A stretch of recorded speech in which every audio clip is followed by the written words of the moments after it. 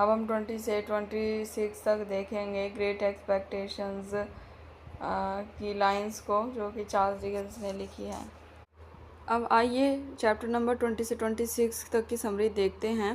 Great expectations. Jaeger's पिप को अपने साथ लंदन ले जाता है। जो कंट्री थी वो देखकर उसको हैरान हो जाता है। वो देखता है यहाँ पर तो क्राउड है जैसे कि स्मिथफील्ड में होता था। जैगर एक पावरफुल और इम्पोर्टेंट मैन की तरह सामने आता है। लोगों की भीड़ इसके ऑफिस के बाहर इसका इंतज़ार करती थी।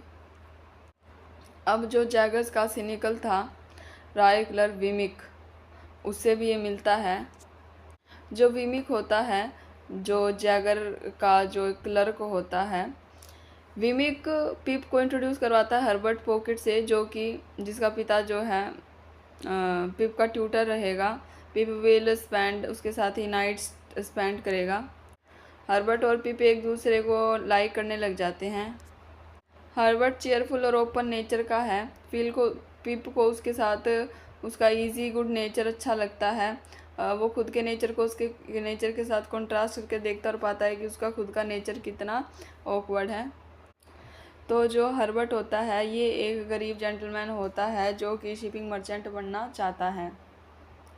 उनको ऐसे लगता है कि शायद वो पहले भी मिल चुके हैं। तो पिप को याद आता है कि हर्बर्ट वही पेल यंग जेंटलमैन है जिससे पिप ने लड़ाई करी थी सैटिस हाउस के गार्डन में। पिप हर्बर्ट से हेल्प मांगता, कहता है कि उसकी जेंटलमैन बनने में हेल्प। और खाना खाने के बाद दोनों एग्री हो गए कि एक दूसरे की मदद करेंगे। हर्बर्ट धीरे धीरे पिप के पुअर टेबल मैनर्स को करेक्ट करता है। उसको एक निक नेम देता है हैंडल, और उसको मिस हेवन की पूरी स्टोरी के बारे में बताता है। वो बताता है कि जब मिस हैविशन यंग थी तो उसकी जो फैमिली का फॉर्चून था वो मिसयूज़ किया गया था उसके हाफ ब्रदर के द्वारा, और वो प्यार में पड़ जाती है। उससे शादी करने के लिए तैयार हो जाती है। वो एक जो मैन था वो लोअर सोशल क्लास से आता था। उस मतलब जितनी वो हायर क्लास की थी उससे कम छोटी क्लास से आता था। और ये जो मैन होता है, ये जो मिस हैविशैम थी उसको कन्विंस कर लेता है कि अपने हाफ ब्रदर का शेयर वो ख़रीद ले। वो उस पैसे से शराब की भट्टी खोलना चाहता था जो कि वो रन करना चाहता था एक बड़े पैसे के लिए। लेकिन वेडिंग डे वो नहीं आया, जो कि मिस हेवंस को मिलता है 20 मिनट्स टू 9 के टाइम। और फिर वो अपनी सारी क्लॉक्स को स्टॉप कर देती। मिस हैविशैम को लगता है कि जो हैविशैम का लवर था वो उसके हाफ ब्रदर के साथ लीग में मिला हुआ था और उन्होंने शराब के बिजनेस से होने वाले मुनाफे को आपस में बांट दिया। फिर लेटर एक पॉइंट पे मिस हैविशैम थी वो एस्टेला को अडॉप्ट कर लेती है। लेकिन हर्बर्ट को ये नहीं पता होता कि कहाँ से और कैसे उसने एस्टेला को अडॉप्ट किया था।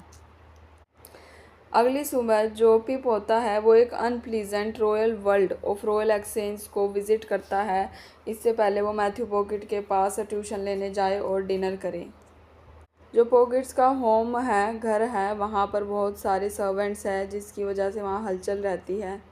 मैथ्यू एब्सेंट माइंडेड है लेकिन वो काइंड है, और इसकी जो मैथ्यू की वाइफ है वो सोशली एम्बिशियस है लेकिन वो ऐसे बोर्न नहीं। जो चिल्ड्रन है उनको नर्स ने पाला है। पिप के जो फेलो स्टूडेंट्स हैं वो बहुत ही स्ट्रेंज से थोड़े नज़र आते हैं। बेंटली ड्यूमुल नाम का एक आदमी होता है जो कि अनप्लीजेंट होता है, ऑफिश होता है, और एक यंग इंसान होता है जिसका नाम होता है स्टार्ट टॉप, जो कि एक सॉफ्ट और डेलिकेट इंसान होता है। डिनर के टाइम पे पिप कंसंट्रेट करता है अपने टेबल्स मैनर्स को लेकर और ऑब्ज़र्व करता है पिक्यूलैरिटीज़ को जो कि पॉकेट ने उसको सिखाई थी। यानी जो भी खासियत पॉकेट ने उसको सिखाई थी वो याद रखने की कोशिश करता है। तो पिप के साथ जो पढ़ते थे पिप उनको और जानने की कोशिश करता है और पॉकेट को जानने की कोशिश करता है, और वो वैमिक और जैगर्स के यहाँ पर डिनर भी अटेंड करता है। जो विमिक है उसका घर एक ऐसा है जैसे सपने में भी नहीं सोच सकते। हम एक एब्सर्ड कैसल की तरह हैं वेलवोर्थ में, जहाँ पर वो अपने बूढ़े माँ बाप के साथ शेयर करता है उस घर। पिप ऑब्जर्व करता है विमिक की एक अलग पर्सनालिटी है जब वो उनके घर में आता है। वो वैसे तो सिनिकल है और ड्राई है वर्क पे, लेकिन उसके घर पे वो जोवियल और मैरी नज़र आ रहा था। जैगर का हाउस जो था वो ऑप्रेसिव था और डार्क, जहाँ पर एक हाउसकीपर मोली रहती थी। जो पिप के फेलो स्टूडेंट्स हैं वो पिप के साथ जैगर्स के घर पर खाना अटेंड करते हैं। फिर हम देखते हैं कि जो पिप और ड्रूमूल होते हैं क्वारल करते हैं एक लोन के ऊपर, जो कि ड्रूमूल ने अनग्रेटफुली बोरो कर लिया था स्टार टॉप से। जैगर पिप को वॉर्न करता है कि वो ड्रूमूल से दूर रहे, और जो जैगर होता है वो खुद भी दावा करता है कि वह खुद भी उस अप्रिय युवक को पसंद करता है।